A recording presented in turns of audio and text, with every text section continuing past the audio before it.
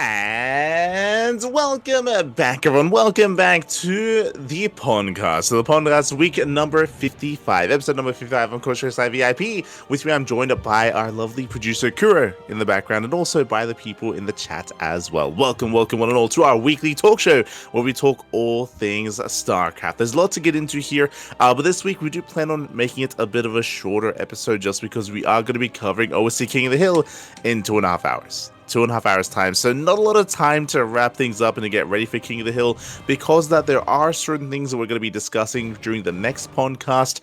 Certain things like the StarCraft Evolution PTR patch notes, likewise the proposed balance changes by Pig, proposed balance changes by Gabe, and proposed balance changes by Sal as well. So there's a lot of talk about balance changes. There's a lot of discussion going on. I'm sure that's going to continue over the next week.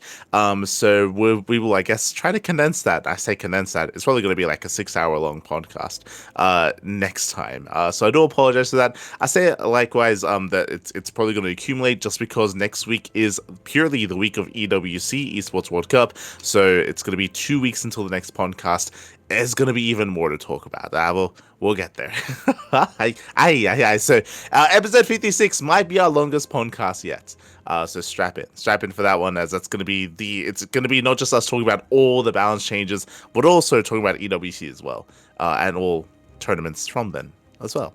So boy, it's going to be a long one. For now, though, we're going to be jumping into our first bit of news here for this week's PondCast episode, and that is once again to remind you to check out the Pel and Jen's Stars Agora YouTube channel, as they have been uploading their content pieces throughout the course of the past week, and that continues to be the case here and now. We do have these shorter form interviews here, or shorter content pieces with Trigger, with Cyril, with Hearthstone, Skillus, Zaun, Geralt, Future, as well as Future was of course in Stars Agora.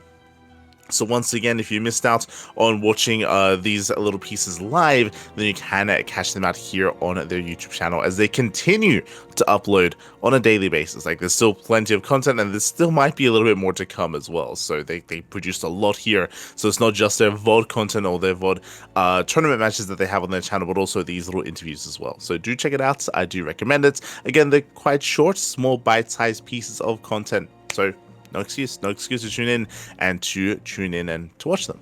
There you go. So do check out Pel and Jen's YouTube channel. Meanwhile, that leads us into, speaking of small content pieces, the Basilisk content pieces here. As we mentioned previously, they have been organizing, or they have been releasing these Road to EWC small YouTube shorts or Twitter pieces as well. These YouTube videos, or these videos in general, around a minute or so long. And we already had one of these talking about Trigger, where the players that kind of spoke about what they think their best quality in Trigger is. But this week it is going to be Raynor, where they spoke about Raynor. They spoke about how fast he is, and I appreciated Trigger's response here, talking about how ambitious Raynor can be, and how focused and how dedicated he can be to the craft, to improving, to excelling, to becoming a champion, as of course he is a previous world champion as well. So again, do recommend checking it out. We should be seeing maybe even one. I believe we still have the players to talk about Cyril, and I believe that should be most likely a couple of days before Esports World Cup. And again, that is coming around the corner next week. We will of course be discussing the roster, the lineup for EWC later on in the broadcast. So do check that out. Likewise, speaking of EWC, that leads us into the Esports World Cup talent lineup here. Here we go. So we have confirmation. We have our stage host here. I'm hoping that Fancy is still like the overall host. Like I like Fancy. As he's been there for the past 2 years. So I'm hoping that he's also going to be a part of the broadcast. Fingers crossed, as he's not listed here. But that might just be because this is specifically the StarCraft II kind of lineup, and the StarCraft II specific talent. And Fancy's more like a general host. But we'll see. I do hope to see a little bit more of him. But from what we can tell here, it's going to be Seltzer as stage host alongside Sandstorm. I'm not too familiar with Sandstorm. I don't know if Sandstorm is a part of other esports. That may be the case. Maybe another esport did take Fancy instead. Hard to say, but so the hosts are going to be Seltzer and Sandstorm. Likewise, we have the desk host as Kalaris. We have Rotterdam as the analyst. We have Pig as the analyst. Zombiegob as the analyst as well. Interesting. For the casters, we have Artosis, a Tasteless, Loco, Worry, the Muslim, and Fear Dragon alongside State, and we have Cats as the interviewer. That's an interesting lineup here. And I'm curious as to how strict they're going to be with this. For those who remember, last year, they had, I want to say they had Wardy as an analyst or a desk host. It was one of the two. But because of that, because he wasn't strictly listed as a caster, he actually didn't get to cast. Like, straight up, Wardy did not cast last EWC because he was not technically listed as a caster. And there was another one, Loco. If you remember Loco, he was also brought in as like I want to say like a host on like the wrap-up show that they had, which means he also didn't get to cast either. I think they did get Cats on for one cast. I remember they got him on for one, even though he was, I think, also an interviewer last year as well. So again, what I'm getting at is that typically these roles are actually a little bit stricter, and they don't actually let the analysts on to cast too often. So I'm a little bit concerned by that fact, just because they're listing Rotterdam, Pig, and Zombregum as analysts, the three of them. And if that's the case, there's a chance that they're not going to be casting much, which would be a shame, because I'll be honest with myself. Out of all the casters here, I think those three might be my favorite casters. Like they might be the ones that I actually listen to the most when it comes to actually watching casts. Less so some of the others. Of course, no shade, but like legitimately, like I feel like Rotterdam, Pig, Zombergrub, they're good casters. There's a chance they might not be able to cast too much during EWC. So that is my concern regarding this, just because of what happened in years past. So yeah, it's a little bit concerning, but we'll see. We'll see how they organize themselves, and if they do have a little bit of leeway, if they do have a little bit of control over who can kind of go in and out, then I'm sure they will drag Rotterdam, Pig, and Zombergub on. I'm hoping that is the case. Hoping that they'll be able to. So fingers crossed regarding that talent lineup and regarding how they are announced. Yeah. That's my big concern. When it comes to ourselves, of course, we won't be a part of the official broadcast, but we are going to be co-streaming, so we'll be able to add our own commentary over theirs, just like last year and the year before that. For the past 2 years, we've been co-streaming EWC, and that will continue this year as well. See in chat. Yeah, no Roddy or Paycast will be tragic for sure. Analysts will also cast, I believe. I hope so. Again, I'm just making reference to what happened last year, where they were a little bit more strict when it came to that role, and who could cast and who couldn't cast, and who they got on and who they couldn't get on. So yeah, hopefully they can get him on for a couple of key casts and key moments. That, again, fingers crossed. Meanwhile, that leads us into our next bit of news, our next bit of content. That leads us into the StarCraft II map publishing. Now, for those of you that are aware, and for those that maybe weren't, the ability to actually update and upload maps on the StarCraft II arcade has been disabled for quite some time. And a lot of map makers and arcade modders have all been kind of anxiously waiting for that update for when things would be open once again and mods can be published. I know that the SC Evo and Warcraft the Evolution teams have been affected by this, just because they have been unable to update their own respective mods for months at this point, but now we have an update here. It looks like they have re-enabled publishing for a subset of users. I believe SC Evo has already been updated. I believe that they've already been able to update that, and I'm sure for many of the other key mods out there, they've also gotten permissions to be able to update and upload maps and upload their respective mods as well. I don't think this is, from my understanding, this is not widespread. It's not like everyone can do this, but they will soon do so. I believe a handful of modders have been given the ability to do so, and eventually that will be a little bit more widespread. For those who are curious, the reason why this was disabled initially was because there were some key people kind of abusing this feature and uploading like explicit and disturbing content to StarCraft, and apparently that had been happening for a long time, but recently it was made more public, and so it was disabled so that it could be fixed, it could be rectified, and it could be restricted, and looks like that is now coming to fruition. So there we go. Good news here all around, especially to those working on SC Evo, on other mods as well, not just ones that we cover, but just mods in general, and arcade maps in general. so it is good news. As that leads us into our next bit of news as well. All right. Also, before we forget, the TLMC map contest number 5. I believe they have extended the period in which you can upload your own maps. As a reminder, for the TLMC, for the Team Liquid map contest that's coming up, it is the team game map contest. I believe 2v2 specifically, or just team games in general. So again, just bear it in mind if you are a map maker out there, and if you're also looking forward to some more updates to the team side of SC2, then that will soon be open, or that will soon be closed, and judging will soon be open as well, where we can pick, vote, and go for the maps, the upcoming change to the 2v2 and team game map pool as well. Exciting stuff, exciting stuff. Not the first time they've done so here, but there are maps in the 2v2 ladder that are very old, that have been around for many years, and it's due to be updated for sure, to kind of get them out of here and to bring in a new set of maps. And I know people like Uthermal and Wardy and some of the others that have been investing a little bit more heavily into team game content will be very excited to hear that, you know, there's going to be some updates here to the ladder for sure, to the map pool. To the map pool, to the map rotation. And right, I should also emphasize that because of the disabling of like maps being uploaded and all that, that also did actually negatively impact the ability for TLMC to run and for maps to be submitted as well. So that was also a reason why TLMC did extend and why things were sometimes delayed.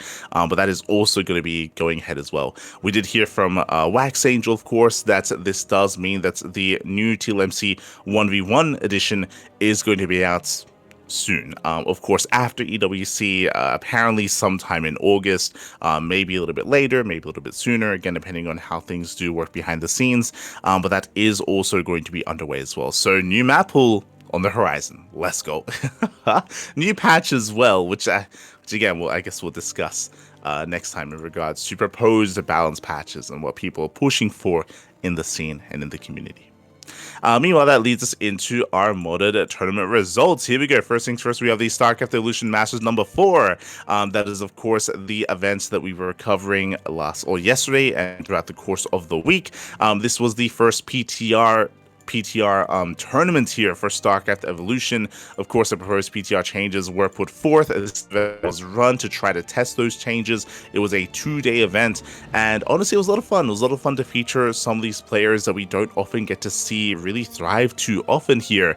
We got to see more of Dice once again. Dice, of course, is the anonymous Korean Terran player that is going under a new ID, and that was a pro player back in the day, and still anonymous as to who that is. I know a select player, a select few amount of people out there are aware of his of who Dice is. I think STC, of course, being one of them, as he did bring him into the fold and did kind of bring him into the initial show matches. Likewise, we have Tasia out here as well. Once again, Tasia having a bit of a harder time in the first round, but he went up against Prome. Prome is a big heavy hitter here in StarCraft Evolution. We had Mang Russell popping off. Mang Russell, he actually went on a really strong performance here, taking down Ateshi, taking down 3-Point, taking down Rebellion as well.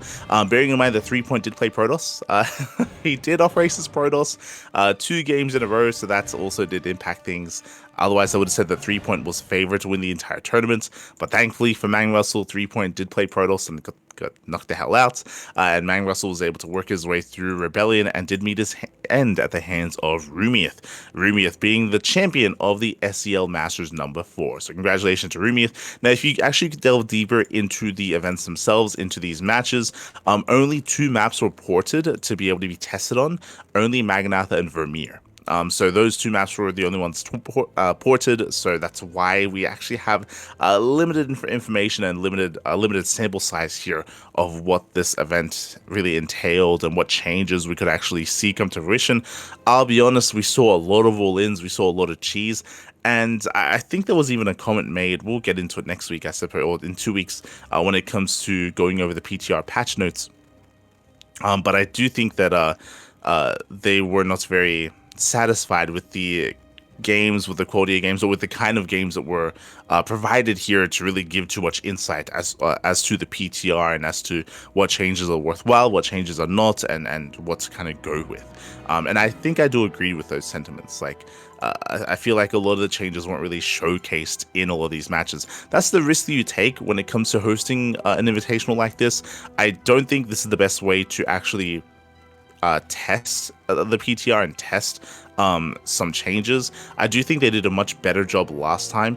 If you recall, it was a couple of months ago where they were trying to push through some Protoss changes, specifically for PvP. And what did they do? They organized show matches between purely Protoss players in StarCraft Evolution. I think they had like Ateshi and Rebellion and maybe Lunacy and maybe Prone, but they had like 3 or 4 or 5 like Protoss players, and they made them play purely PvPs to specifically like test out certain changes and see like what was beneficial, what was not, what was actually hurting, what was helping, to actually get a better idea what was going on.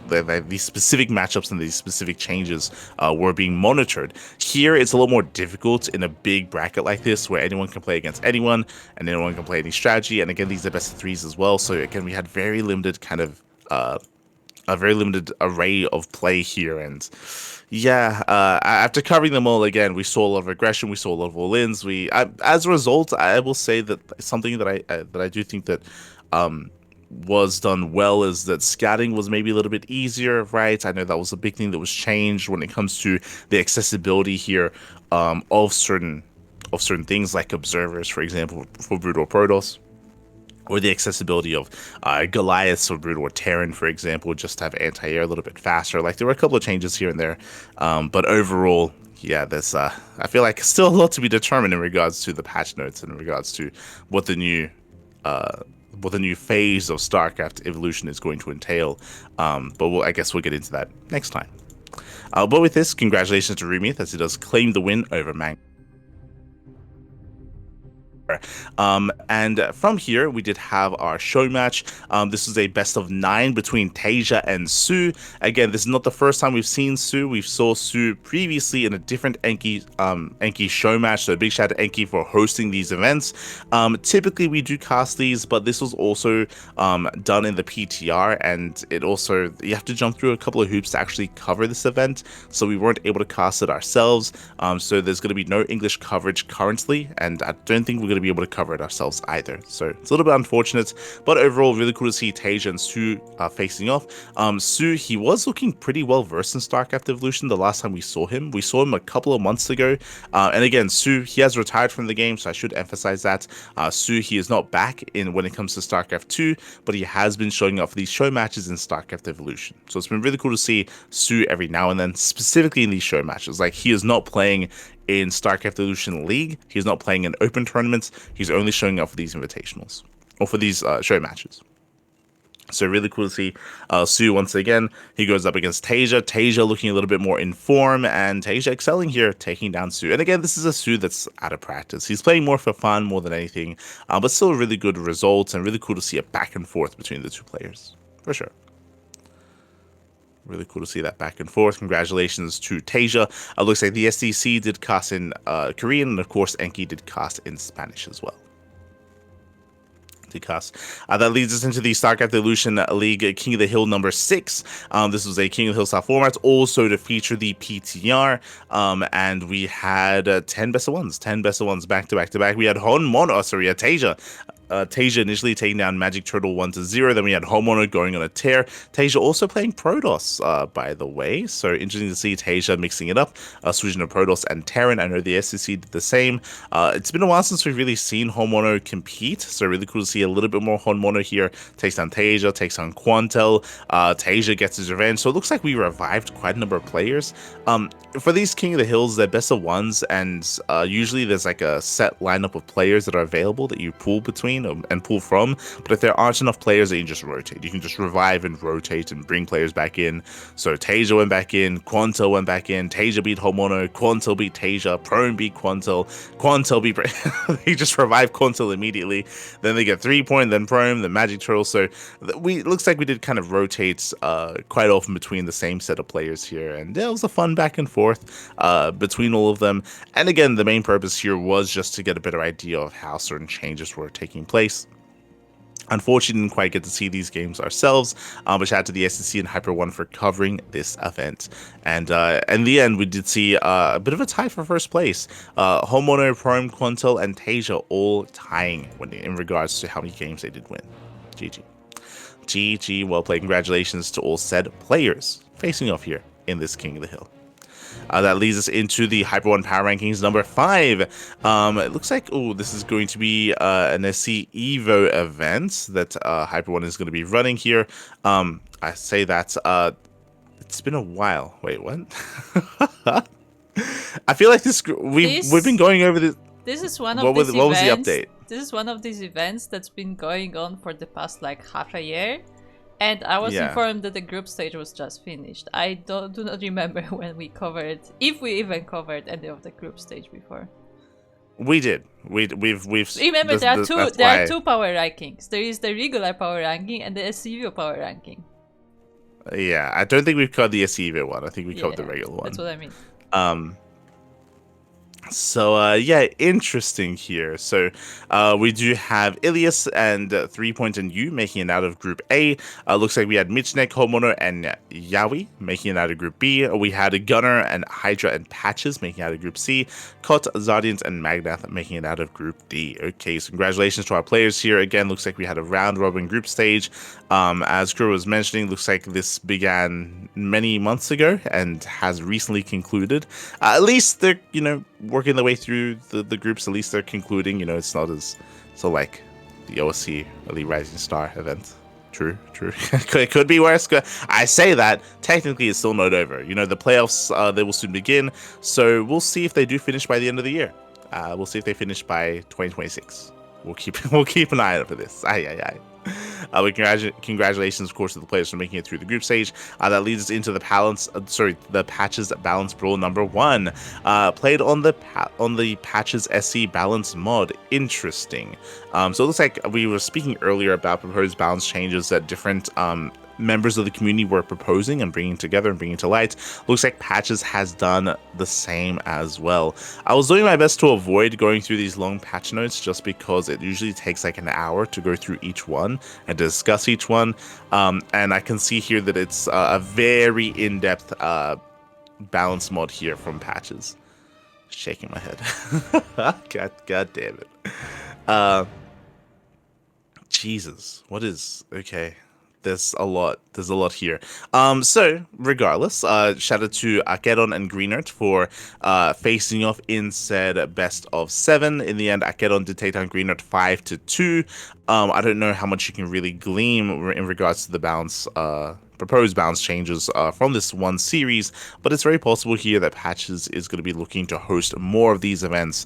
This is merely the first brawl, and we could see a second, third, fourth, fifth, just to refine the mod, just so Patches can work through this and get to his end game and end goal in regards to what he's proposing. I will quickly go over through the goals of his balance mod at least.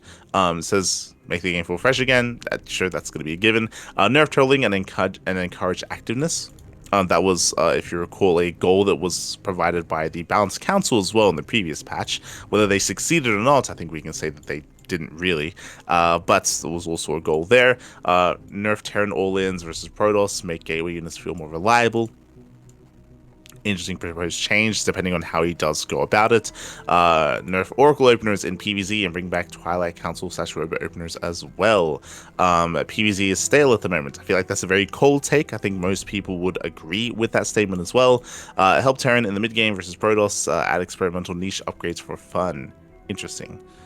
Not intended to fix SE2, but for fun balance purposes. Interesting. But yes, maybe we can go through this next time. So just more proposed balance changes. Jesus.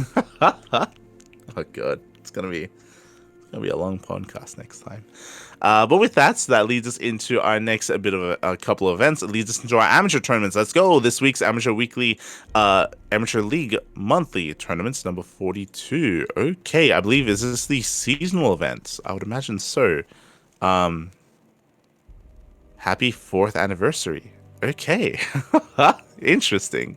So coming up here, when it comes to our initiates monthly tournaments, we do have Ragnar. Looks like Ragnar was the only player to sign up though, so Ragnar gets the default win. GG. Let's go. Ragnar does take the default win. I was a little bit confused just because apparently this is a monthly, and I'm pretty sure I don't know if this was changed a monthly from a weekly. So from what I understand, they do like maybe 3 weeklies and then a monthly. I think it's just like a recurring pattern, and then we have like seasonal finals. Okay. So shout out to Ragnar for taking the win here. Meanwhile, we do head on over to the veteran edition here of the Amateur League monthly tournaments. Here we had Rini. We had Rini going for a deep run here, taking the win over possibly maybe twice actually. 2 0s and 1 0s all around, not dropping a single map. So congratulations here to Rini, the Terran, for claiming the win here for the veteran league. Meanwhile, that leads to Prestige. That's for Diamond 1 to Masters 2 ranked players. Where we did have Milka. Hey, we know Milka. Milka, he does take the win, takes down Defiance, takes down Beast, takes down Steez, and takes down Arez in the grand finals. Big win here for Milka, a player that we have covered in our own tournaments in the past. I mean, a lot of regulars are here, like Defiance, like Beast, like Steez, like Arez as well, players that we've seen plenty of throughout the course of the past couple of months. But Milka does take the win. Congratulations. As that leads us into the Elite Edition here, where we also did have a walkover. Sleepy, I believe that might be Dormiloco even. Let me just double check. That might be the Brazilian Zerg player. Yes, it is. Yes, it is. So that is Dormiloco. That is the Brazilian Zerg player. Does get the default win here for the Elite Edition. Congratulations. Congratulations. Unfortunately, it looks like less participation this month for this week, but partly that might be because of what's coming up right around the corner. Regardless, hope to see more participation in the future for some of these events, or for all the events, really. So fingers crossed. Fingers crossed regarding that. That leads us into our next bit of our next event. That leads us into Roddy Stream Rumble number 2, 5K edition. Roddy, this week there was no Monday Night Weekly, so Roddy did host his own tournament for those between the leagues of, between the MMR ranges of 4.5k MMR and 5.3k MMR as well. So this is around Masters 2 to GM, low GM, I should emphasize. And we had a key number of players here. We saw Hacker is Top, we saw Jay, we saw Captain Alex, Lewis as well. Dronehard, Bold Mjolja was there, so players that we're quite familiar with for the most part. Some that I'm a little bit less so familiar with here, like Captain Alex, a Ukrainian Protoss player, had a really strong performance here. Takes down Countess, Lewis, Jay, and Jay. So congratulations to old mate Alex for claiming the win here. GG. GG, well played. It does claim the win and does become our Roddy Stream Rumble champion. Congratulations. And again, Roddy, he does host these irregularly. Every now and then does host like a stream rumble, just whenever there's a free night, whenever there's no Monday Night Weekly, for example, he'll host something like this. So GG, well played. That leads us into the Passioncraft Emerging Stars number 24. This is an event also for those between or those below the MMR ranges of 5.5k MMR. Typically, this is where we see an Inexorable thrive, and Inexorable, he had a deep run, but no, he goes down to Hacker's Top. Hacker's Top is a hyper cheesy player, so congratulations. Hacker's Top takes down Inexorable, goes up to the finals against Mini Zerg UA, and they have a back and forth. They went all the way to the A smash, some Ukrainian on Ukrainian action. A lot of Ukrainian representation here, actually, with Blue Spirit, Hacker is Top, Mini Zerg UA, and Gref as well. But in the end, Mini Zerg does claim the win 3-2 over Hacker is Top. GG. GG, well played. I know it can be quite stressful and quite difficult playing against Hacker is Top because 1, he's random, 2, he does nothing but all-in and nothing but cheese, and some really crazy and quirky all-ins as well. So he's a very difficult player to read, not easy whatsoever. Congratulations to Mini Zerg. congratulations. That leads us into the Youthrevel 2v2 warm-up cup. So we did speak on the monthlies, and we did speak on Youthrevel's 2v2 circuit that is right around the corner. That's going to be taking place after EWC. But in the interim, between the league and between EWC, or between the commencement of the main event, we do have these warm-up cups. These do not provide any points for the event. These are strictly for just prize money, but also they're a way to keep the 2v2 scene alive, keep it thriving, keep people practicing, keep them improving. But what I love the most out of this is it's also giving the opportunity for players to start mixing and matching their partners and actually having like a new outlook here on some of these matches. I know that Euthermal specifically has been switching his own partner as well, and the benefit of that is if you are unaware, or if maybe you forgot about the format for the main event for Euthermal's 2v2 circuit, it is in the playoffs. You will be having a different partner every round. So yes, you qualified for the playoffs with a certain 2v2 partner, but you're going to be split apart from them. You're going to be in different groups, and you're going to be playing alongside other people, potentially people that you have no experience with. So these weeklies, these warm-up cups, they do allow you to mix and match, to play with some of these other playoff players and have experience with them, to be ready for that kind of scenario and situation when you're playing with someone that you've never played before, playing with a race you've never played before. Now you have the opportunity to get some experience ahead of time in this tournament environment. So I do think this is a good opportunity for a lot of these players. Speaking of, an example of that is Wayne. Wayne, he was partnering with Milky Cow for a lot of his performances in the regular season, but here it did meet up with Night Phoenix instead, playing together. Okay, so we had Wayne and Night Phoenix. We had some of our regulars here with Jumi, Young Yakov, Trigger and Clem, Lambert Harston, Defmar Zardian, Spirit Showtime. For the most part, regular team-ups here.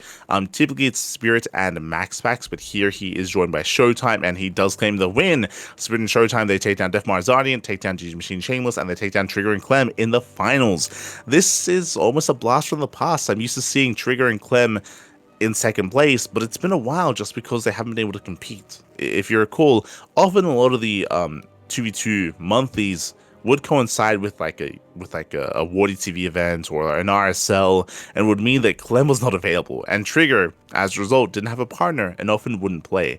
So very often we'd see walkovers and Trigger and Clem. It's been a while since they've competed together. Hey, once again they make it to the finals, and once again they lose to Spirit and his Protoss partner. This time, not Spirit and MaxPax, it was Spirit and Showtime.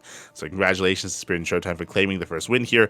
That leads us into the next warm-up cup number 2, where we actually had a different champion. Okay, this time I don't see our regular finalists here. This time there is no Trigger and Clem. This time there's no Spirit and Showtime or Spirit and MaxPax.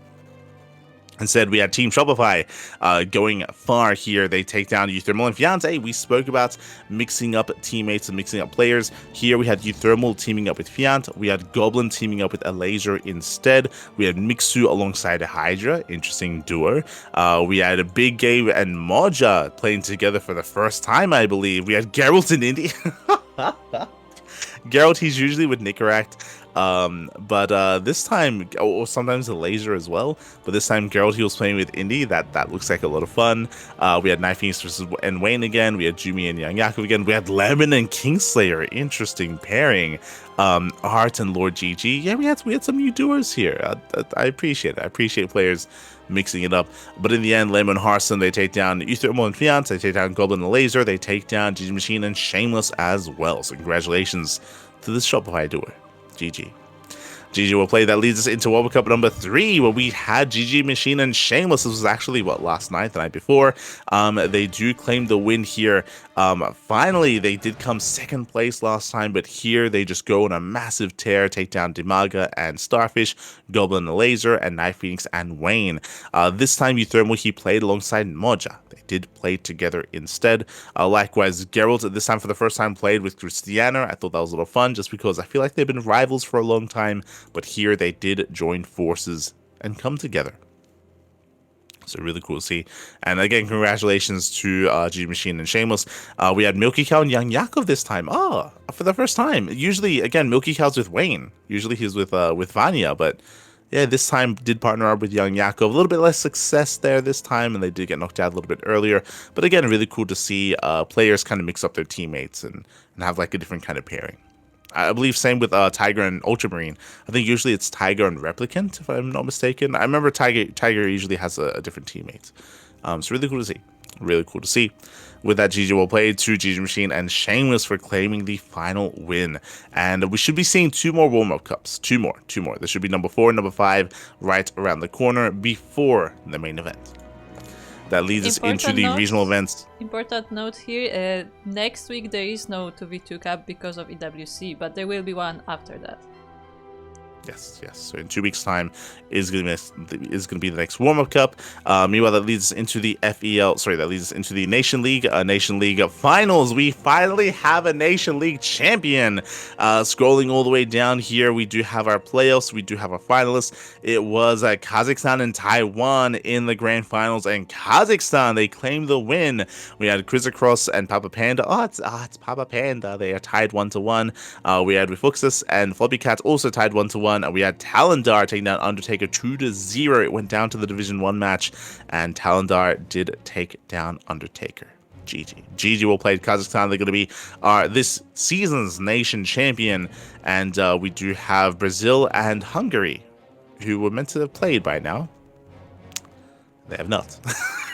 So we might have an update. We might have an update for a 3rd place match next week, as they were supposed to play, and it's possible that they might just not. It's possible that I think there is delineation between 3rd and 4th. There is a prize pool delineation, so it is going to be important in regards to who does earn money. So I'm sure we're getting an update soon, TM, regarding the 3rd place match, or there might be a forfeit awarded. We'll see. We'll see what happens with that. But regardless, congratulations to Kazakhstan. Once again, this league took a really long time. Started back in May and just now wrapping up here in July. And yeah, I'm sure we're going to be seeing another one in the future as well. So best of luck to all. Shout out to all the teams that competed here. Shout out to all the players as well. And looking forward to the next Nation League. GG well played. That leads us into the Fusion Esports League Krakow 2025 Polish Championship. This is a very intense event. We went through the group stage, likewise went through the playoffs as well. In regards to the group stage here, we had Alasia and Mana making it through the groups over Christian and Thrifax. We had Geralt and Spirit making it through the groups over Art and Pappy. And we had our top 4. Now, because of the players, of the top 4 that we had, Alasia, Spirit, Geralt, and Mana, fun fact, all 4 of them actually already qualified either through invites or through the open qualifiers for the main event already. So the seed for the Polish Championship was not awarded to any of those. It was awarded to Art instead. Art, who I believe had the better standing. Yeah, he had the better standing here in the group stage, just because Cristiano also already qualified. So it was going to be between Cristiano and Art. Cristiano, he already qualified. So Art, he is the player that actually gets the seed from the Polish Championship all the way into the main Krakow event. So congratulations to Art. Meanwhile, when it comes to the playoffs, so we had, I want to say, some crazy results here. Laser had a really good showing against Spirit. He took him down 3-1. We, of course, were the official English casters, and if you're curious how that series went, Laser, he Roach Lin, Spirit, every game. Every game. Short games, a lot of really short games, a lot of all-ins out of a Laser. And fun fact, in the finals, it was also quite one-sided, and Laser also went for non-stop all-ins. He went for non-stop all-ins, but they were not working. There were some games here where he would deal some critical damage, but it was not enough to kill Mana, and Mana would just snowball from there, either turtle and recover, or just snowball out of control. So once again, Alasia, he was hyper aggressive. We expected something like this from Alasia, just because if you're familiar, Alasia, he's been playing a lot of AoE. He's been playing a lot of Age of Empires, number 4 specifically, streaming a lot, playing a lot, competing a lot. So that's where he's been devoting a lot of time, less so in StarCraft II. Despite that, that's why I was surprised to see Alasia making it through the group stage, but not so surprised in the manner in which he played the group stage, just all in every single game. And Mana, he was able to weather the storm and use the storm himself, and claim the win. GG. Congratulations here to Mana. Takes down Geralt, takes down Laser, and Mana is going to be our Polish championship champion. He's going to be the best in Poland, the Prince of Poland, the King of Krakow. GG. GG well played to Mana. Likewise, shout out to Geralt for claiming third place. Takes down Spirit 4-2. Strong showing there by Geralt. Again, Geralt, his PVT has been looking insane as of late. Been looking very strong. And here, able to even show it off against Spirit as well. So congratulations to our top 4 players here. Congratulations to Mana. And a special shout out to Art for also qualifying for the main event via this tournament, via the Polish Championship. Let's go. I think he made a joke himself saying that he was going to be the translator for SOS. Of course, also alluding to the fact that Art, he did spend some time in Korea. So he's got some decent Korean. Does have it. GG. GG well played. With that, congratulations. That leads us into our next event. That leads us into Monkey Fights number 4. The apes continue, papi. Yeah. As that leads us into our next tournaments. Here we do have our 1v1 format CIS tournament where GG Machine, he does go on a tear, takes down Mid VK, takes down Nicorette, big win there for GG Machine, and takes down Young Yakov in the finals as well. Really impressive results here. I'll be honest, shout out to Hacker is Top, of course. He's the organizer of this event, has been doing so for the past 4 editions, and I rate Nicorette quite highly, but I also know that Nicorette has been less active. He's been less active. Maybe a little bit demotivated just because EWC is around the corner, and of course there are certain players that did not make it to the main event. So Nicorette, he's just been less active. He's been competing in less tournaments. So in that inactivity here, he forced the GG Machine. So crazy results here. Shout out to GG Machine. Likewise, I also rate Young Yakov quite highly here. In my mind, Young Yakov and Wayne, they're the top 2 Zerg players in the CIS region. GG Machine being behind them, but he takes the win here in this tournament. 3-1 over Young Yakov. Big win here for GG Machine. Impressive results, and hopefully it bodes well for his upcoming tournaments, especially the 2v2 tournaments. GG. GG well played. Even Lord GG getting the win over Nicorette as well in the 3rd place match. Oh my god. I mean, that was the best of 1, to be fair. That was that was the best of 1. But a big win there for Lord GG as well. That leads us into the Jinking Team League 2025 Spring Edition. Back over in the playoffs, we have our champions. Let's go. They work their way through every single team here in the playoffs, through HIST, through PCEC, and through Starlight Twinkle as well. Elpis, they do claim the win. They did have a strong roster. In my mind, though, Starlight Twinkle had, I want to say, the edge here in the finals. Lemon versus Jolo Loves, they tied 1-1. SCV takes down Young Zest 2-0. That's a big win for SCV.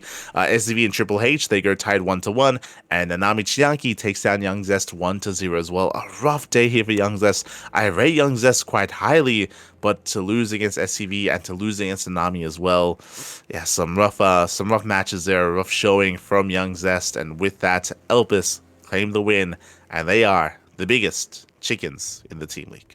GG. GG will play. They're the kings of the chicken, papi. Oh my god. They are going to be this season's champion, and I'm sure there's going to be another season around the corner as well. That leads us into the Sunrise Cup 207. This is a weekly tournament for the Chinese region, for the Chinese scene. Hey, speaking of Nanami Chiaki, bam, there you go. Nanami Chiaki does take down Night Stalker in the finals and is this week's Sunrise Cup champion. We saw that unfortunately Young Zest did not compete against Nanami. There was a walkover provided there, or a walkover given, so a little bit of a feels bad man. I do think that Young Zest would have been the biggest threat to Nanami, but does fall there, and with that, Nanami takes the win. GG well played. Meanwhile, a shout out to Luis GGG in the chat. Gab, I mean, thank you so much. Thank you so much for the raid. Hope you had a great stream. Hope you had a great ladder session. Hope you had a great time. Thank you. Thank you. Do appreciate it.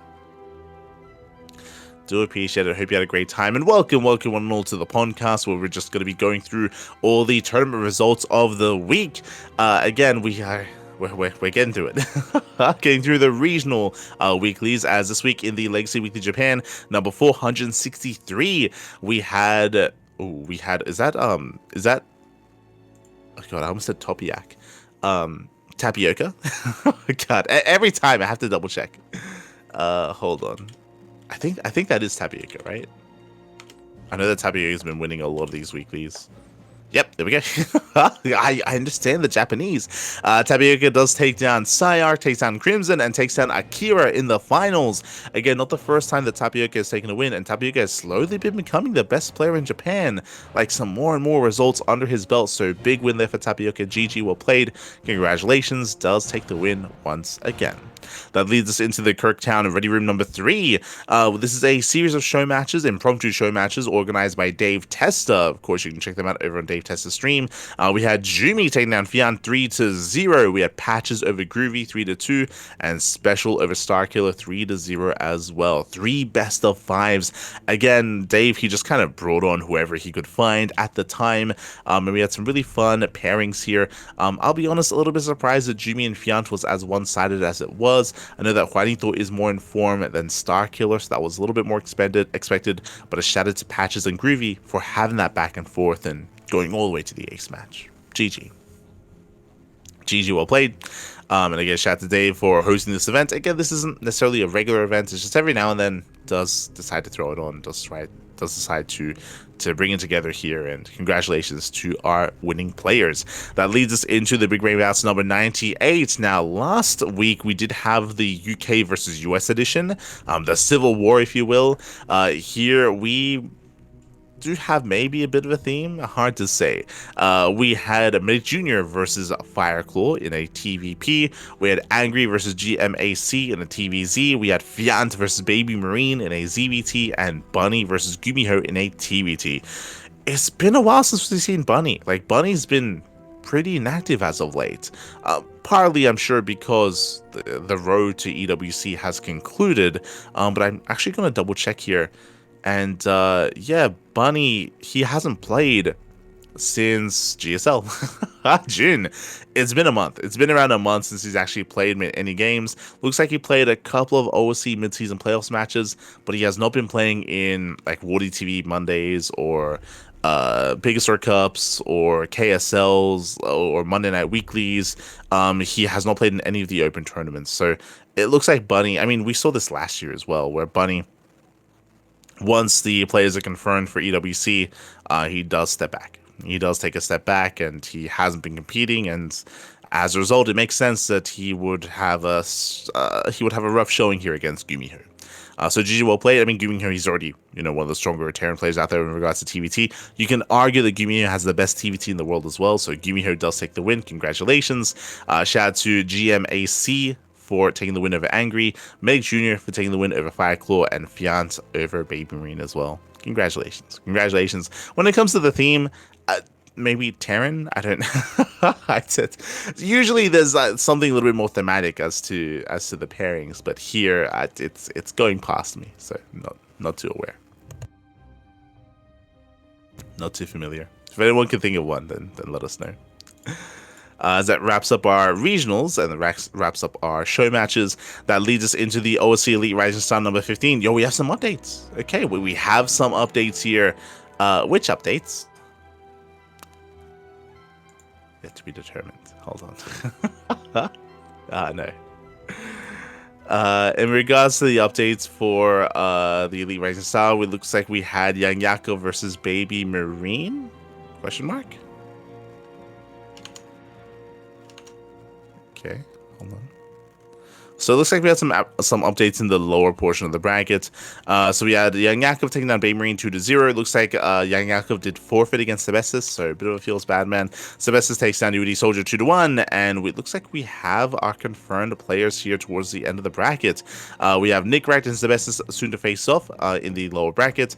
Likewise, Percival takes down Shameless 2-1, and we have Percival waiting down there as well alongside Milky Cow. So we do have a line of players waiting. We're nearing the end of the event here.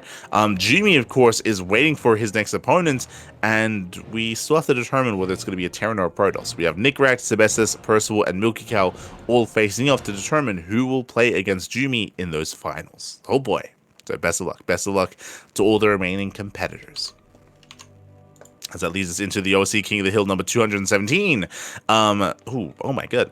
And in said weekly, we had Björn as the returning King of the Hill. He does take down Showtime. Showtime, I don't think he's played in many of these before, but we were actually giving praise to Showtime over the past week just because of his activity. Showtime has been playing in so many tournaments as of late, so really cool to see him here once again. He does go down to Björn, but really cool to see him competing nonetheless. Shin takes down Björn 1-0. Shin takes down Geralt. It goes down to Mana. Of course it does. Mana takes down Shin. Goes on a very short win streak though, just the one, as he goes down to Nickrat. Then he goes down to Cristiano. He goes on a tear, takes down Shameless, Jumi, Art, Iba, and falls eventually to Percival. And then MaxFax comes in to be the final King of the Hill. Takes down Percival, Baby Marine, Geralt, and Jumi to claim the final win. So congratulations here to MaxFax, and MaxFax will be invited to be this. He'll be invited to be the starting player for the next OSC King of the Hill, which will be later on tonight. Oh boy, so congratulations here to MaxFax, and shout out to all the other champions here in this week's tournaments, like Cristiano, like Björn, Shin, Mana, and Nickrat as well. So congratulations, alongside Percival.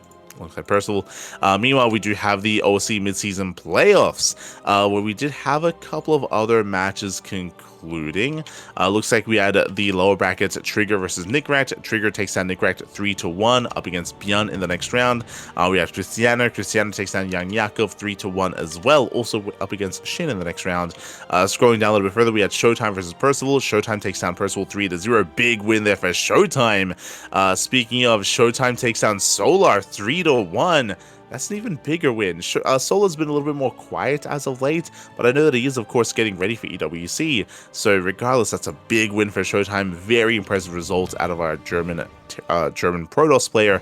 Likewise, we have Geralt. Geralt takes down Jumi 3-0. Big win. Jumi's been getting some really good results as of late, but so is Geralt. And Geralt, he takes down Jumi 3-0. And ooh, Spirit gets his revenge. If you recall, Geralt did take down Spirit during the Polish Championship, but here before the Polish Championship, we had Spirit taking down Geralt 3-0. So they have been trading back and forth. And up next, we'll be having Spirit versus Showtime in the lower bracket round 4. Oh boy. So again, the OSC mid-season playoffs are also slowly progressing. They're slowly progressing. And of course, we have Bunny in the upper portion of the brackets alongside Cham. And they will eventually soon face off. That leads us into our open tournaments. And this leads us into the biggest CSO Open Cup that we've had in, I think, maybe even the history of CSO Cups. I recall, I think it was Blood Rain. Was actually discussing this previously, talking about some of the signups and how exciting it was. We had some big names here. We had Cristiano, we had Jumi, we had Showtime, Björn, Art, Shameless, Nickrat, Mindo VK, and Showtime got his revenge. As of late, Björn has been getting better and better results over Showtime, but not this time. Showtime takes down Shameless, Showtime takes down Björn, and Showtime 3-0s Cristiano in the grand finals. Big win here for Showtime. As we mentioned, I guess that was alluding to some of these results, Showtime has been a lot more active as of late, has been playing in everything, and this kind of goes in line with how some players have been approaching the preparation phase here for EWC and how other players haven't, where players like Björn and Showtime have been spiking up in activity, and they've been playing in more open tournaments, much more. Meanwhile, we have other players that have been taking a step back, like Hero. Hero used to play in everything, same with Solar as well, but they've been taking a step back, hiding builds, hiding their play, and making sure they are ready and everything is hidden in preparation for EWC. So some players are playing more, others are playing less, just to hide and preserve builds. It's really interesting to see which players are doing what exactly. But here, Showtime does take the win over Cristiano. He's going to be this week's CSO Cup champion. Congratulations. That leads us into STC Sparkling Tuna Cup, where this time no Showtime. This time Björn, he was able to go through, takes down Nickrat, takes down Percival in the grand finals. Big win here for Björn. Again, Björn playing in everything. Was unable to win the CSO Cup, but does take the win here over Percival for the Tuna Cup. Congratulations here to Björn. Percival also going in a tear, takes down Art, takes down Geralt as well. Some big TVP wins. Nickrat takes down Jumi here as well in that best of 3. Did go to the ace match. Big win there for Nickrat. But congratulations to Björn. Congratulations and a shout out to Rebellion for winning the random raffle for this week's STC. That leads us into the Water TV Monday number 44. Speaking of Showtime, here we have him once again. Again, we were praising Showtime for just how much he's been playing and how well he's been performing. If you recall, he took down Solar in the OSC midseason playoffs. He took down Björn in the CSO Open Cup. And here he takes down Björn again. 2-0, takes down Gumiho 2-1, takes down Shin 2-1, and takes down Clem 3-2. So this is the most impressive showing by Showtime. In all the other open tournaments, there's like 1 or 2 big names he brings down, but here, Showtime, he went through a really tough bracket here, taking down some of the best players in the world to claim this weekly. So big win here for Showtime. Once again, Showtime is looking very in form in the lead up to Esports World Cup. These results, they're boding well. They're boding well for Showtime. Shout out to Clem. Clem, of course, he made it all the way to the finals. He took down MaxPax 2-1, took down Raynor 2-0. Raynor is another player that's been playing more often. Raynor, he's been very rarely signing up and showing up for these open tournaments, but now that he's in Korea, remember, Raynor and Clem, they're both in Korea at the moment, and now that he's in Korea, he's been playing a little bit more when it comes to the Water TV Open Cups or the Monday Night Weeklies. Raynor has been more active, more than in the past at least. Despite that, Clem does take the win. Clem takes down Raynor, takes down MaxPax. Special shout out to Raynor because he took down Classic to make it to the quarterfinals, so a big win there. Big win for Raynor. To have made it to the quarterfinals, does go down in the quarterfinals, but again, not easy to make it that far. Not easy at all. As Showtime takes the win. That leads us into the Pigastar Cup. Pigastar Cup number 40. This is another weekly open tournament.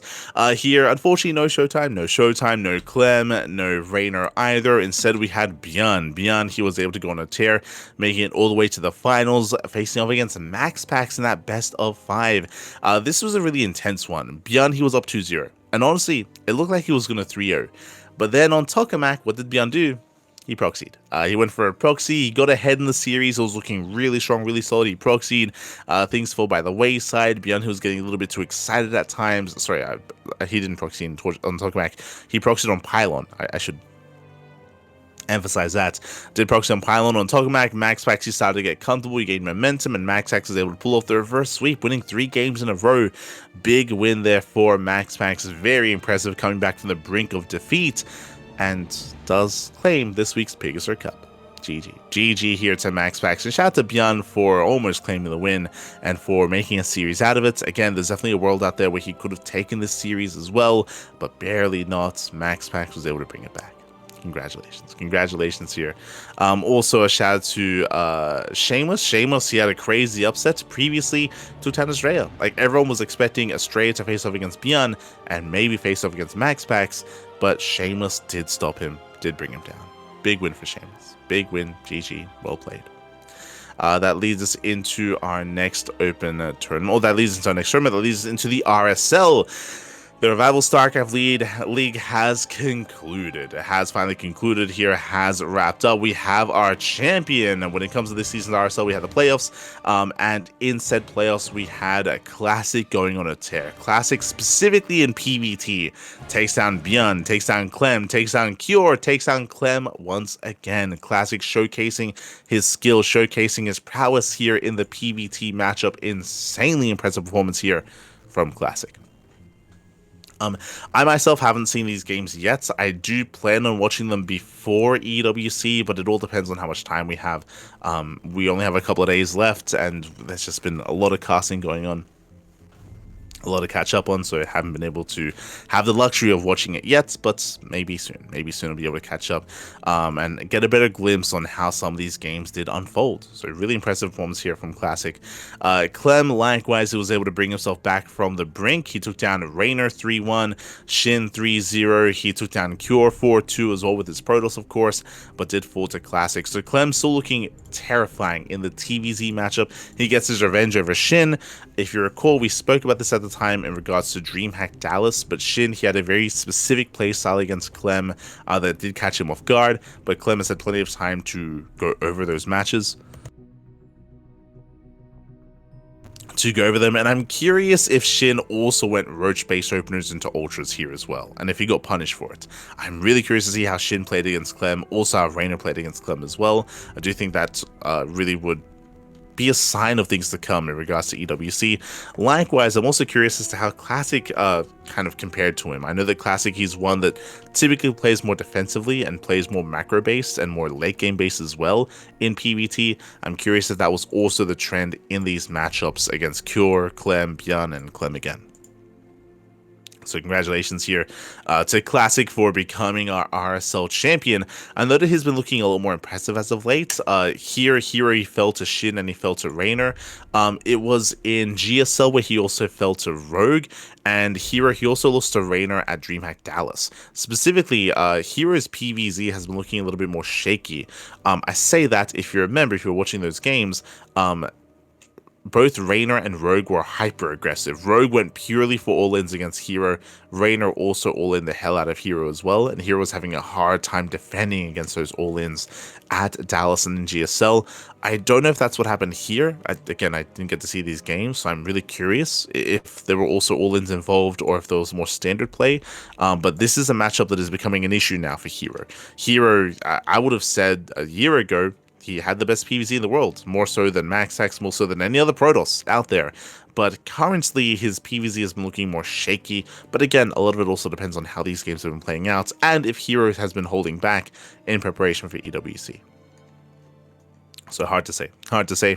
But currently, at least, his PvZ is looking a little bit shaky, so we'll keep an eye on that moving forward. As there's also been some more news announced regarding the RSL. We already have a schedule, I believe. We already have a schedule here for the Season 2. Of course, it's going to be in September after the Esports World Cup. So it looks like qualifiers have been announced. We have the Americas qualifier, Korea and Europe server qualifiers alongside them. They're going to be in August. And of course, we'll do our best to cast them. We'll do our best to cast them just like last season. We'll do our best to cover these events and cover these qualifiers. We'll also do a better job at actually co-streaming the main event. We do have permission to co-stream. We didn't get to this season because there was just so much going on, but I would imagine during the off season we'll have a little bit more freedom in our schedule to actually go over these events and co-stream these events. So I will be doing a better job at doing that and covering that over the next season. That's the hope, at least. In regards to the RSL, they also released their own little segments, like their own post broadcast segments, I should say. RSL After Dark. It's an interesting segment, is what I will say, where they just kind of discuss StarCraft a little bit. It's a little bit more generic, a little bit more general. They also do pose questions to their Patreon, and you can actually ask questions via Patreon. They don't answer them here. They have their own RSL After Dark. It's they have their own Patreon segments for those on Patreon. But this is the public segment, I should say. And here it was really cool to hear from them, just because I was a little bit unaware as to Ziggy's history in StarCraft. Obviously, we knew him as a player, but apparently he was also handling the production side of things for EWC, and he's also going to be at Riyadh, also handling some production side of things at this year's EWC as well. So I didn't know that he had that kind of backstory, or that kind of that history, that experience alongside him. So apparently Ziggy, he handles production for the Esports World Cup. I don't know the specifics, but he's a part of that. He also spoke about how he did some casting for the Polish side of things as well. For IM Katowice, so he did some casting for IM Katowice. He did some production work for last year's Esports World Cup, this year's Esports World Cup. I didn't realize how good his English was either. So it was really cool to hear a little bit more from Ziggy, someone who's typically behind the scenes, now in the forefront, now on mic. So really cool to hear from him. Really cool to hear. Other things that we learned from these RSLs, we knew that Trap had that Trap was also a Pappy. We did know this. I want to say that was spread on social media a while ago. But if you remember, Trap, he was competing at the start of the year, but he did step away from competing. It was quoted because of his family, apparently specifically because of his newborn child.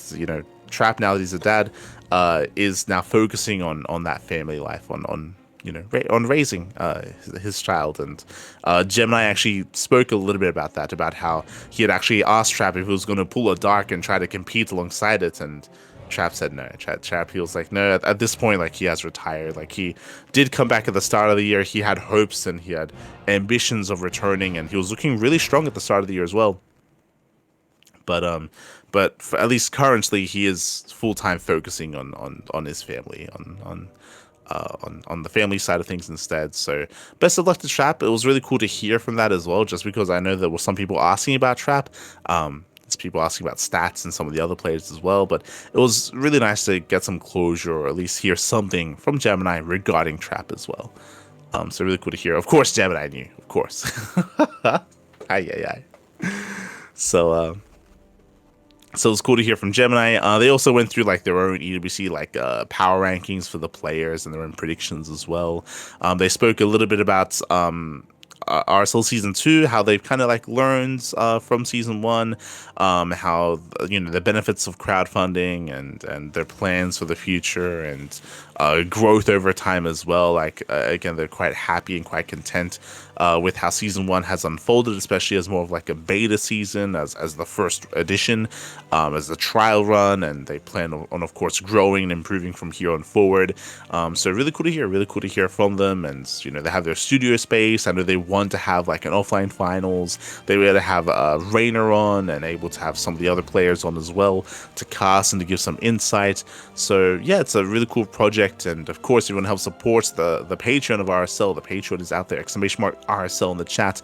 I do believe we have a command for it, and good things to come for the future of RSL. And again, it's really nice that they release these content pieces as well, discussing either games in RSL or just sometimes other things, just StarCraft related as well. So really cool to hear from Ziggy, from Gemini, from Tasteless, and in the future, I'm sure we'll hear from State and from some of the others in Korea as well. Really cool. Really cool to hear. That leads us into the Warrior TV European League 2025.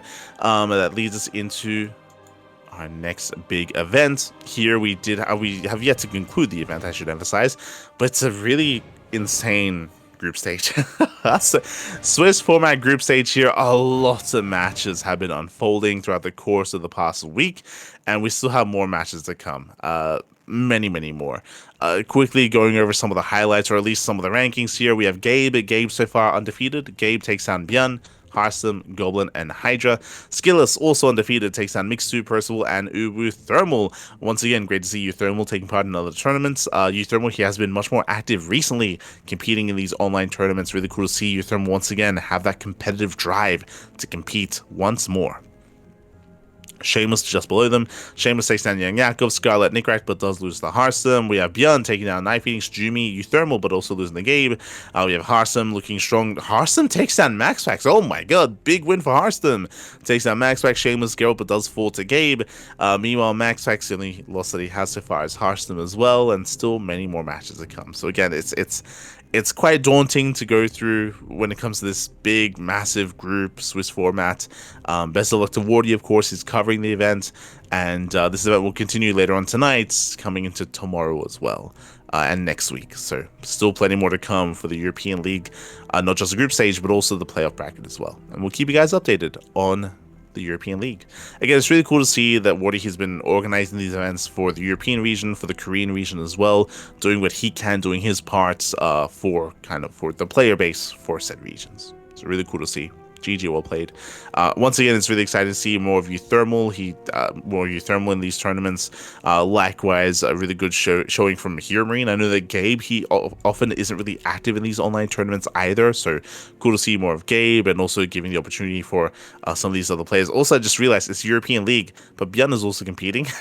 That's true. Björn is also there as well. I just realized the only other Korean outside of Percival. He's also competing there as well. So really cool to see. I believe that we also have another European Scarlet. Oh yeah, we have Scarlet as well. Also European. Also, everyone knows Canada's in Europe, just like Korea. as that leads us into the Fusion Esports League at Krakow 2025 main event. First off, we have the qualifier number 3, which we have Cristiano winning. We did mention this earlier, how Cristiano, he had already qualified into the main event. We have the qualifier itself. Cristiano takes down Jumi, takes down Bappy, takes down Sebestis, purely PvPs. It was very close between Cristiano and Jumi. Could have gone either way, but Cristiano, he barely gets the win. And Cristiano, he does advance on into that main event. Oh boy. So GG well played. With that, we can go over the main event itself. We can go over the main events, and I believe we don't have the brackets yet, but we do have the confirmed players. So from the global invites, we have Clem, Euthermal, Lambo, and Rainer. We have our Zergs, we have our Terrans. From the qualifiers and from the Polish invites, we have Geralt from the Polish invites alongside a Laser, so we had a Protoss and Zerg. From the qualifiers, we had Cristiano, Mana, Skillus, SOS, and Spirit, and we also had Art making it through the Polish Championship. So we had plenty of Protoss, we got a handful of Terran and Zerg as well, so a nice race distribution all around. We have a lot of Polish representation. What I find interesting is that a lot of Polish players made it through the open qualifiers. You know, they not like they were just invited in. Some of them were, but most of them made it through the qualifiers instead. They earned their spots. Shout out to SOS for also competing, for also going through the open qualifiers and representing Streamer Zone. And I'm pretty sure that's one of the reasons why Streamer Zone got involved. They have Geralt and SOS taking part in this tournament. So Streamer Zone, they stepped in and they boosted the prize pool. It was announced recently that they did boost the prize pool for this tournament. They're now going to be a main sponsor for the Fusion Esports League 2025 Krakow Tournament 2025, and now the prize pool is up to $10,000. It was at $8,000, now boosted by 2K for a total of 10,000 USD. So big sponsorship there from Streamer Zone. Really cool to see them supporting more StarCraft events. We already heard that they have plans to run their own tournaments, even offline tournaments offline tournament as well. Like they have the plans for an entire league.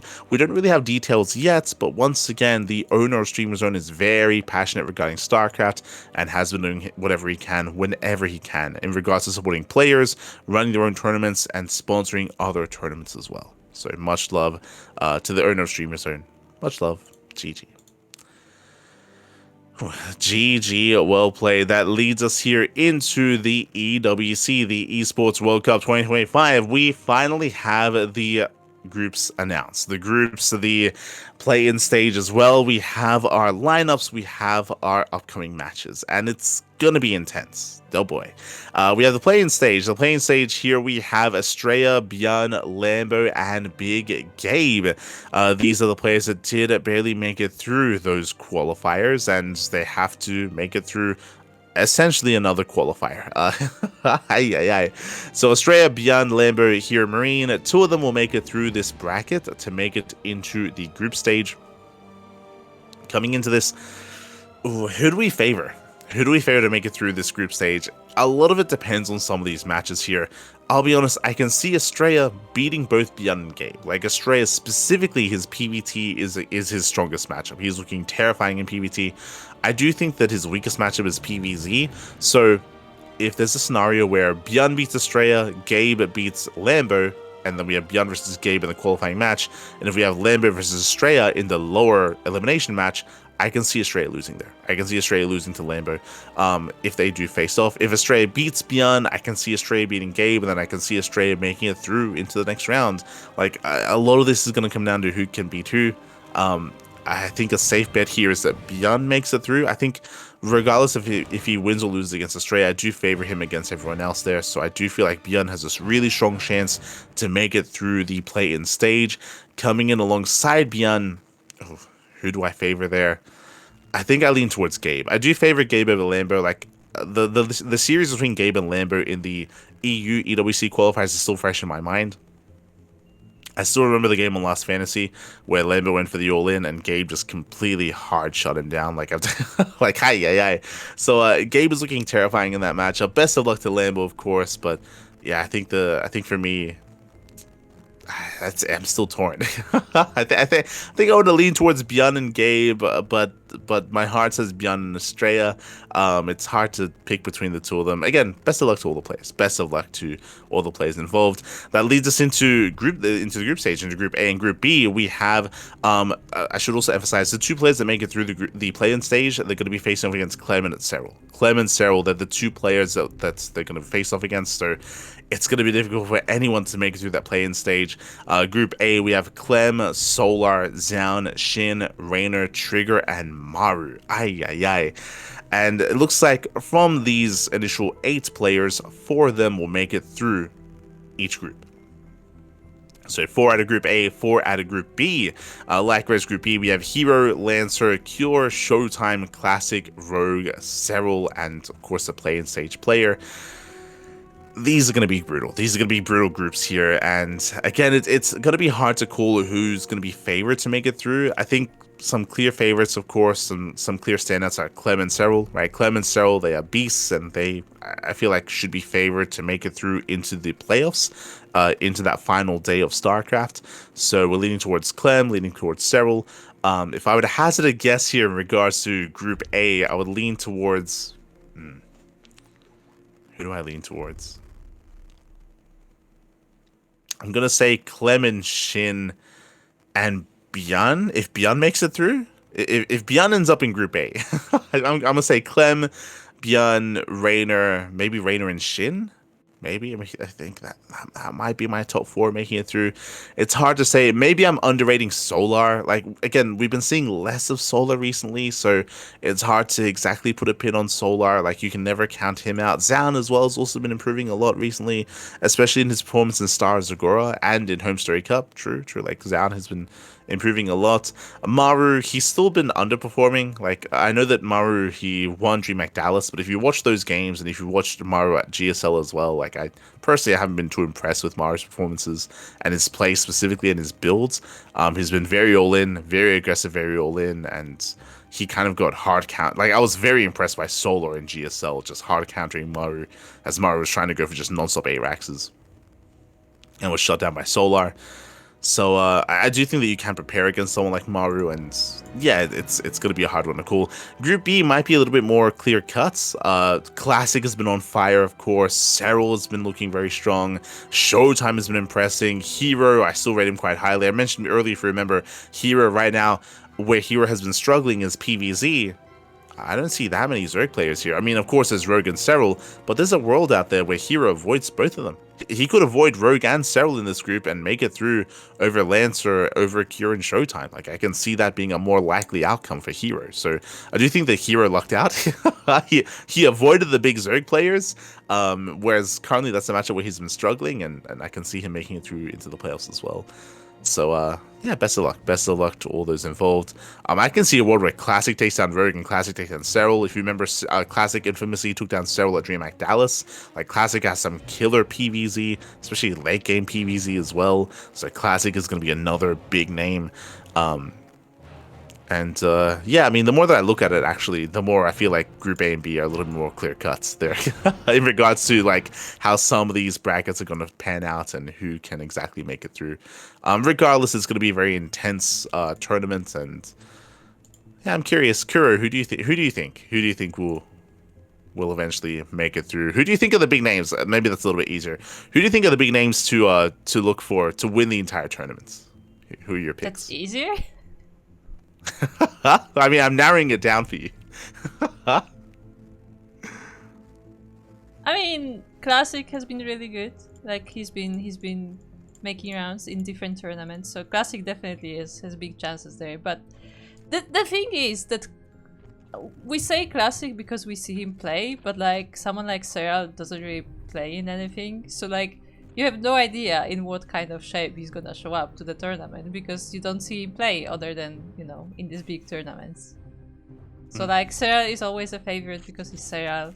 Hero also has been kinda missing right now because he's also preparing for the tournament. So like, it all depends like what shape they will be in when they're at the tournament.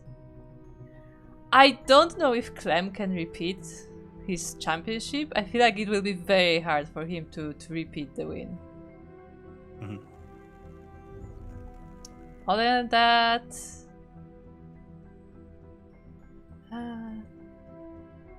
I look at the players and I don't know. I think outside of Clem, who, as I said, like it will be hard for him, but it's possible. I think the favorites would be like Classic, Serral, maybe Hero for the champion.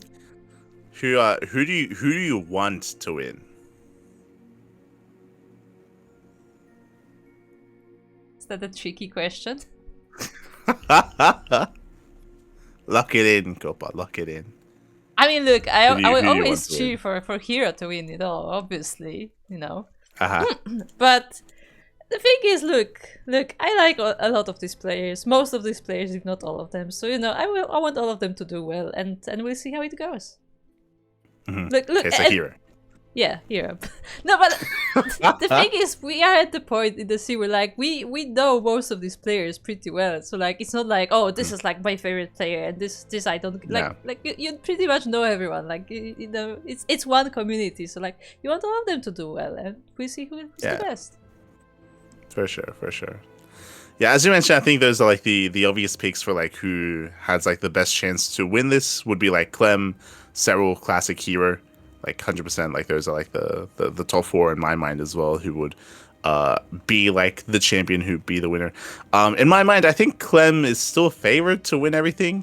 What I will say, because we cast a lot of Clem, like Clem is one of those players that plays in everything, so we more or less know like where his strengths lie, where his weaknesses lie. I would say that right now he's been struggling a little bit more in TVP.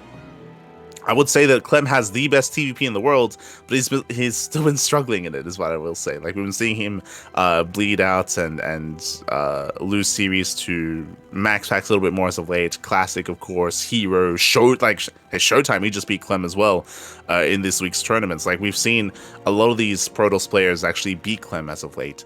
So it does feel like that's a weak point right now. I think his TVZ is very strong right now. It's very strong, and I have a hard time seeing anyone here beating him in TVZ. I know that Serral and Clem had a really close back and forth in Star Zagora, so I know that they had a close back and forth. Clem still was able to take it, but Serral, he was definitely like a strong contender there, and they had that back and forth. So that would be a really cool match to see once again. And any Terran threat here to Clem, I mean, he's been playing Protoss, and he's been looking pretty good. I mean, he beat Cure. He beat Cure at RSL with his Protoss. Like, also, Clem has some of the best PvT. I still mentioned in the chat, imagine if Showtime takes it off. Showtime has been looking really good as of late. He has been looking really good, but that good? I think... So, for me, Clem's weakest matchup right now is TVP. For me, Showtime's weakest matchup right now is PVZ. I can see Showtime beating the Protosses. I can see him beating even Clem. I can see him beating the Terrans. I have a hard time seeing Showtime beating Raynor or Serral. I think if he meets a Zerg player, I think that's where Showtime struggles a little bit more. That's my only concern for Showtime. Like, I'm not too convinced by his PVZ. I think the latest example of his PVZ is if you watch Showtime versus Raynor at the EWC European qualifiers. You'll know that was a close series, as in score-wise that was close. But if you remember how that series went, Showtime glaive adapted Raynor like 3 games in a row. And eventually Raynor caught on, and he started playing safe, and the glaive stopped working. And then Showtime lost the series. And it was like a best of 7. Like, it was a long series as well. Like, it was a lot of games. And Showtime was cheesing the hell out of Raynor. My favorite part of this series is when Showtime himself said that he ran out of builds. Yeah. He said that eventually I just ran out of glaive builds, so I didn't know what to do. Like, he himself kind of ran out of how to deal with Raynor. So, like, that's my big concern for Showtime is a Zerg opponent. Against everyone else, I can see Showtime winning, for sure. Like, against any other Protoss and any other Terran here, like, I can see Showtime winning those matches. But I do think that his PVZ is lacking at the moment. That's like the difference between Showtime and Classic, whereas Classic, I feel like he's thriving a lot more in PVZ. I feel like Showtime is struggling in that matchup. Hero is also struggling in that matchup as well. I think this is also why a lot of people are looking really highly upon Classic, just because of his current form in PVZ and PVT. Like, he's been looking more impressive than the other Protosses. He's been looking more impressive than Showtime, more impressive than Hero, specifically in those matchups. So yeah, I think Classic has a really good shot, actually. Again, a lot of it depends on, honestly, a lot of it depends on the playoff bracket, like on who's playing against who, on where everyone is. Because if certain players can avoid certain players, then I can see them popping off, and I can see them having deeper runs and winning everything. So there's going to be that bit of like an RNG factor involved in regards to how the playoffs are seeded and what the quarterfinals will end up looking like. But it'll be exciting. It'll be exciting to see. Again, in a week's time. Okay, so you locked in Hero for who you want to see win. I would love to see.